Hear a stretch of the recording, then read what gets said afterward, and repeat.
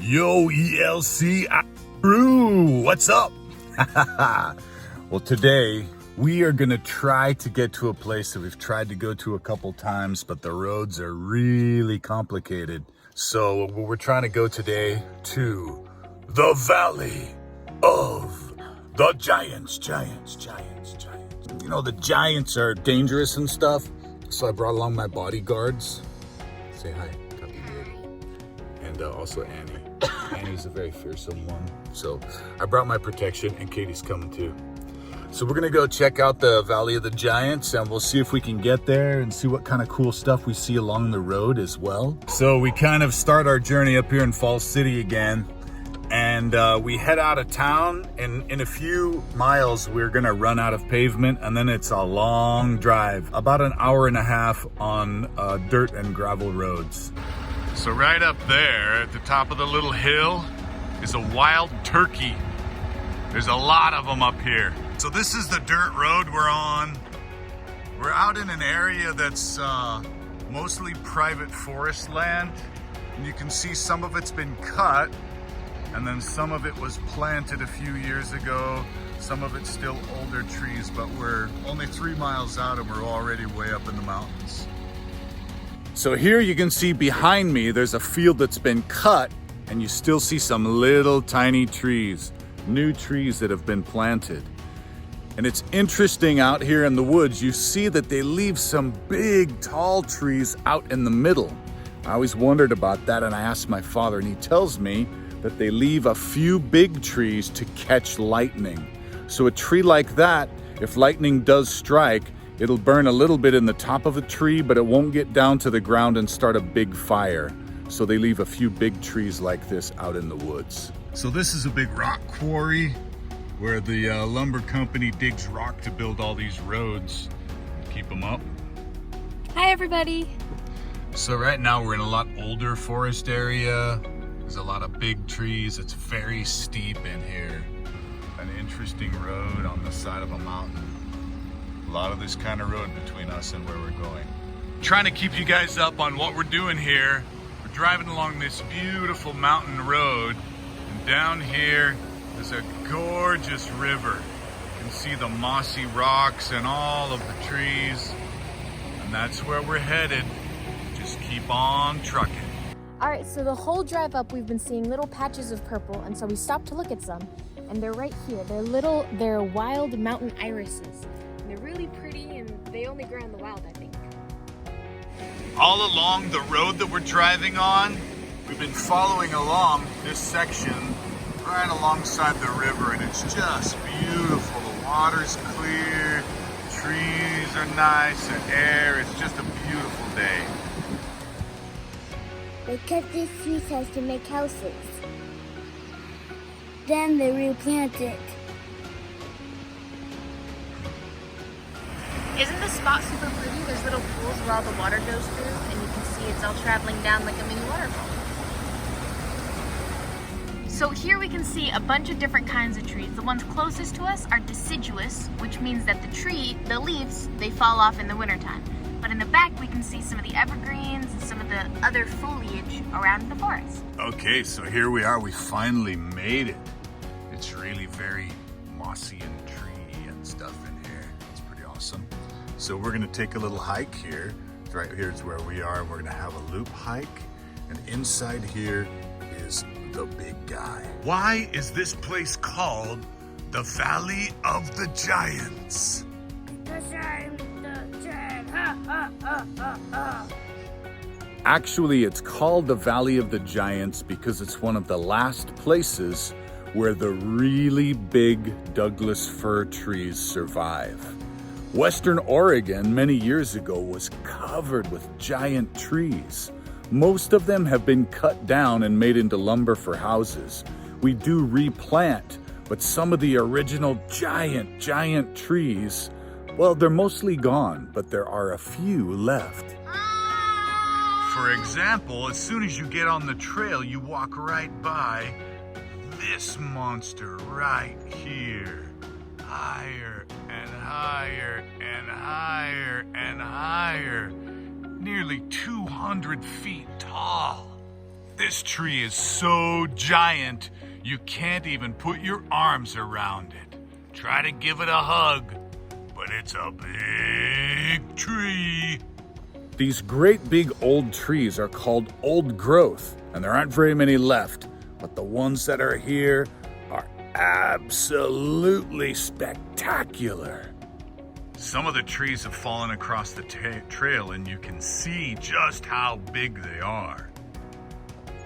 It's really a beautiful trail with mossy trees, ferns, giant stumps and trees. It's an amazing place. The valley of the giants.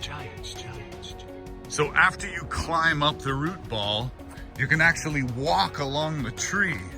It's so big that it forms a trail that you can walk on. Right out into this clearing. Then it just kind of stops out here. And the plants and all the other trees are actually growing on top of this tree. All around on the trail, you see these gigantic trees that just seem to go up and up and up and up forever. Amazingly huge. So here's where another tree fell down across the trail and had to be cut. And again, it's so big that you can actually walk on the tree.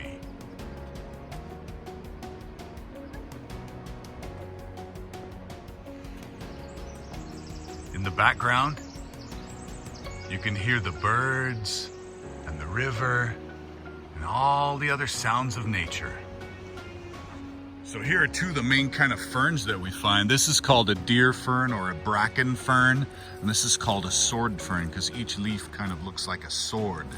When the fern first comes out, it has this curled top like this that they call a fiddlehead because it looks like the end of a violin or a fiddle.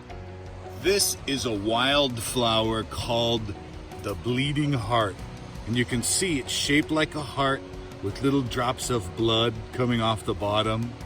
It's like a lover whose heart has broken. That was my great-grandmother's favorite flower. Uh-oh. This part's getting kind of muddy as we get down towards the river.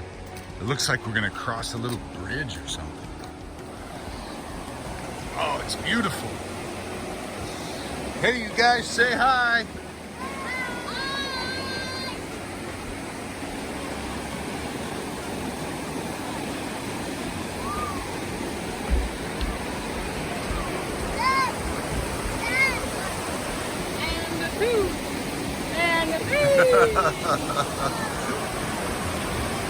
Beautiful place. In forests that have been planted or cultivated, most of the trees are the same size, but in a natural forest like this, you get all different sizes of trees, many different ages of tree. It's hard to describe just how huge and magnificent these trees are. It makes me think about what Western Oregon must have looked like 200 years ago, when much of the west side of the state, especially the Coast Range, was covered in gigantic old trees. So here in the woods, a lot of times when a tree falls this way, another tree will grow on top of it and take the nutrients from it. And sometimes this happens. This bigger stump grew on top of an old tree that fell, and then the old tree rotted away and created a tunnel. Crazy. Sometimes in these tunnels under trees, the strangest creatures will live inside. Look at this. Here you can see two great big trees right next to each other, about 2 meters in diameter. And their roots are grabbing onto each other to hold on so they don't fall over. So this is a really big tree that broke off at the top and has died. And because it's dead, moss and even these giant funguses have attached here. And you can see they're really big, almost like steps to climb the tree. The trail winds all around past great big trees that have fallen down out here in the woods. All kinds of strange creatures make their homes in the trees. So this is a tree that they call the big guy. The big guy fell down in 1981. And before that, this was the tallest Doug fir tree in Oregon. 230 feet tall. Whoa! Say whoa. Wow! So right here is the very center of the big guy. And if you count rings, you can tell how many years old a tree is. So let's see, 1, 2, 3, 4, 5, 6, 7, 8, 9, 10. So maybe the tree was 325 years old when it fell down. When a big tree like this dies, it starts to decompose and insects start to eat the inside of the tree. There's a bird called a woodpecker that will actually drill holes in the tree so it can get inside and eat the bugs. The river's down here, it's really pretty. Can you guys climb down there? All right. Look at how mossy it is. You can see the water here is super clean and clear. And it's really good for splashing at people. The water's really cool and especially refreshing.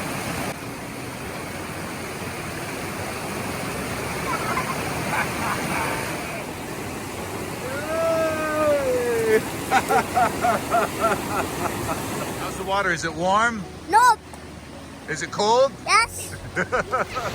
The water's especially refreshing. A little bit of a dip after a long, hot hike. So we finally made it all around the loop and now we're back to the bridge. All right, well next time you guys gotta come with us on this hike and see the Valley of the Giants, see the big guy, all these great trees in this beautiful place. Come on.